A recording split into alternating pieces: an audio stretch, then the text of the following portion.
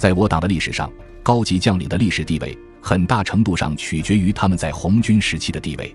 但有2个后起之秀却是个例外，那就是陈赓跟粟裕。1947年时，陈毅曾经说过这么一句话：最近粟裕、陈赓等先后脱颖而出，前程远大，将与彭、刘、林并肩迈进，这是我党与人民的伟大收获。然而出人意料的是，短短3年间，这2个后起之秀的境遇却发生了天翻地覆的变化。陈赓在解放战争后期统帅的军队只有20来万，而光是淮海战役，粟裕手下就足足有60万大军。1955年授衔的时候，粟裕一度是元帅的热门候选人，而陈赓却从始至终没有上过元帅候选名单。为什么同为后起之秀，2人的差距这么大呢？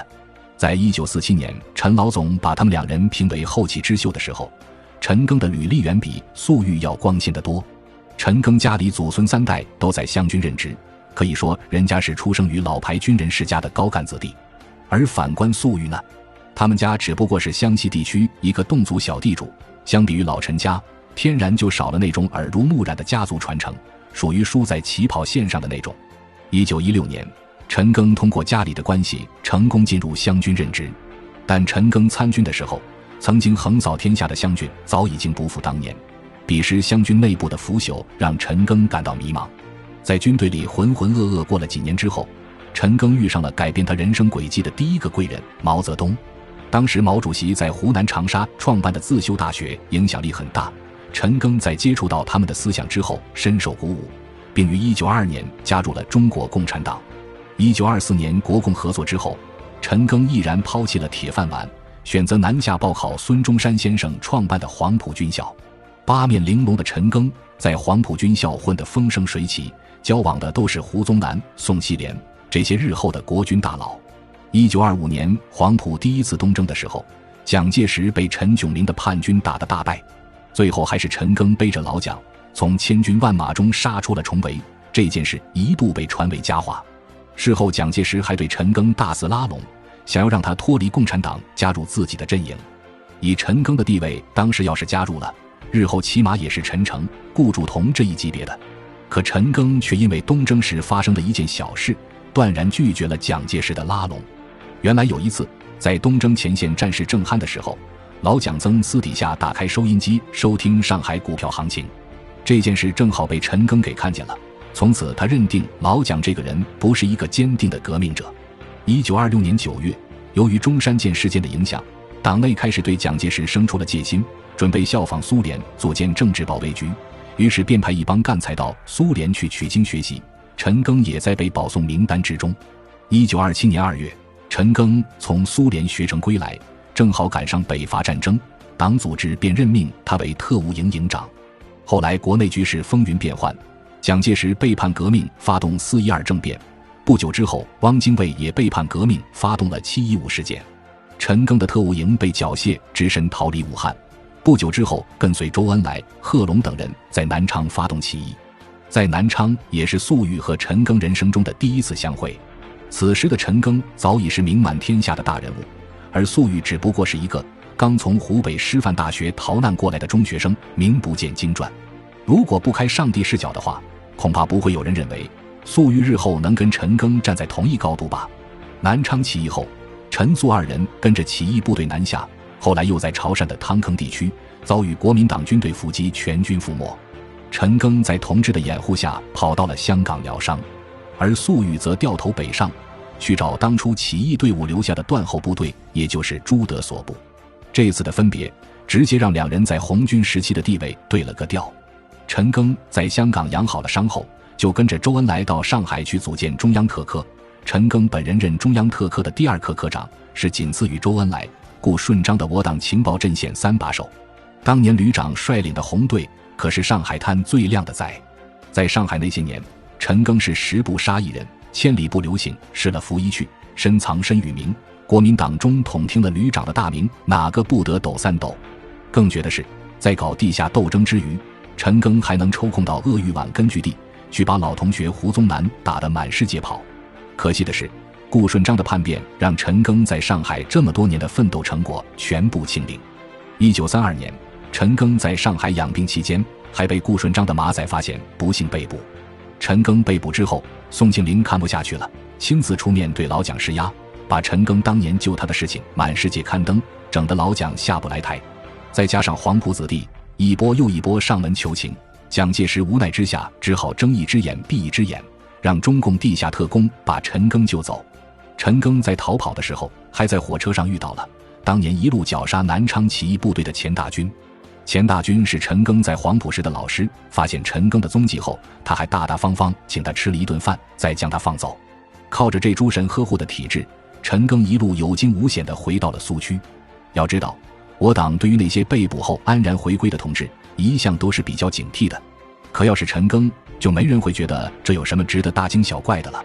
不过由于陈赓这几年一直都在上海那边搞谍战，导致他错过了红军发展的黄金时期。而他回来的时候，中央根据地已经被流苏派那帮书生搞得摇摇欲坠了。所以陈赓虽然有着偌大的名气，但最后也只混了个红军大学教员的闲职，手上并没有军队。反观粟裕的境遇就好太多了。粟裕在南昌起义后就跟着朱德上了井冈山。在井冈山时期，朱毛二人各自培养了一名后起之秀，他们分别是林彪和粟裕。林彪是主席一手带出来的，年纪轻轻就做到了军团长的职位，而粟裕则是朱老总的关门弟子，在红军时期一步步由班长做到了师长的高位。1934年组建北上抗日先遣队的时候，粟裕更是被任命为了红十军团的参谋长。到此为止，昔日境遇悬殊的两个人完全对了个调。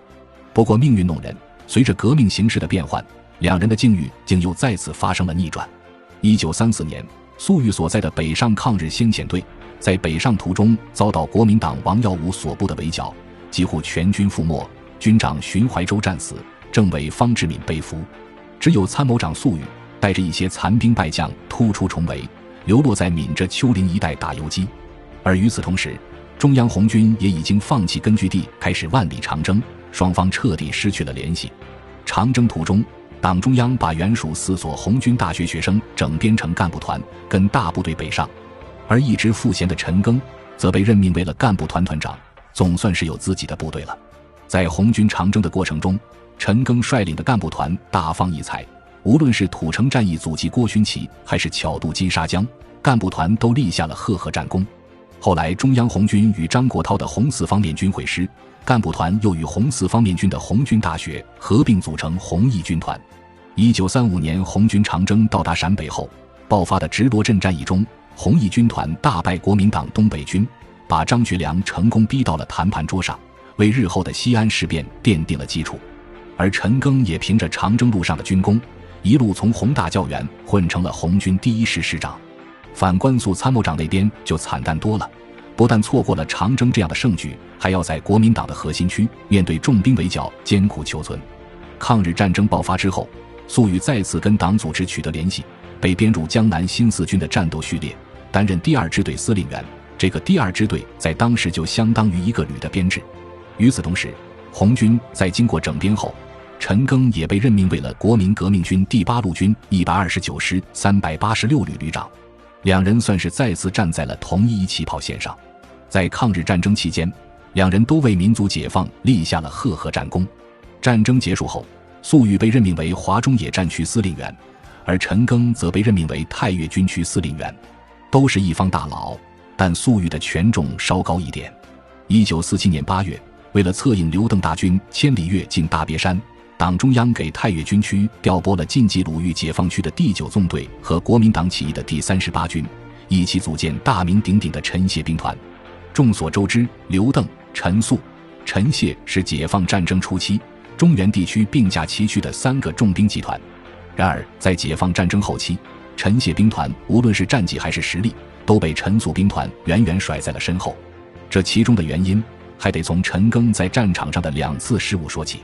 刘邓大军入驻大别山之后，国民党方面就调派小诸葛白崇禧带领30万大军过来重兵围剿。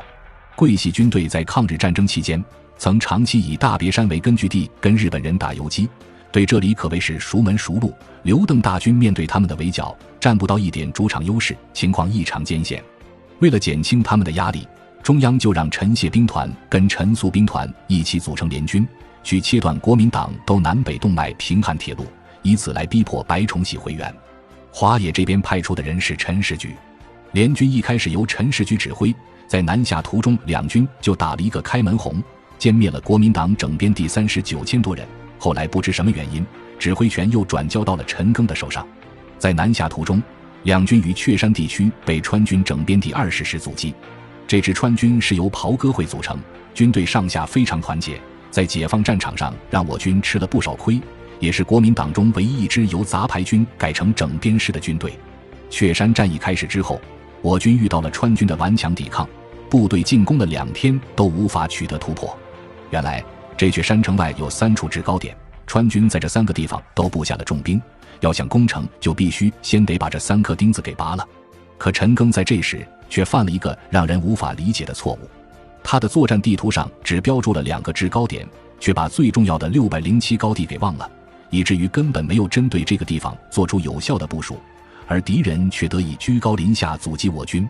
后来陈赓把指挥权还给了陈士举，陈士举在重新勘察了地形后更换部署，才成功打到了雀山城下。可惜为时已晚，由于耽误了2天时间，桂系的援军到了，我们只能被迫撤离，南下威胁平汉铁路的计划也就宣告失败了。事后复盘发现，出现错误的原因是因为两军缺少磨合，而陈赓这个人又是一个八面玲珑的领导，平时对谁都客客气气的，这导致华野那边的人以为这领导好说话，做起事情来就难免粗枝大叶。雀山这个地方仿佛就跟陈赓命里犯冲一样，不到半年，陈赓又在这个地方栽了一次跟头。1948年3月，粟裕向中央上书，请求在中原跟国民党决战。但是过去我军打国军都是一个师一个师吃掉他们，现在国民党学精了，开始把4、5个师抱成一个兵团了，能不能吃下一个兵团谁都没有底。为此华野跟中野分别拿中原的曲寿年兵团跟华中的张震兵团做小白鼠。华中这边是刘伯承指挥，他的办法是围点打援，围攻雀山，吸引附近的张震兵团来援救，然后一口吃掉他。而负责诱敌深入的就是陈赓所部。这张震是辛亥时期就活跃在中国舞台上的老革命，7·15事变的时候还掩护过共产党员撤退，对我党了解很深，此人绝非胡宗南这些酒囊饭袋可比。张震走了一段路后，很快就发现不对劲了，心中已经料定我军是在围点打援，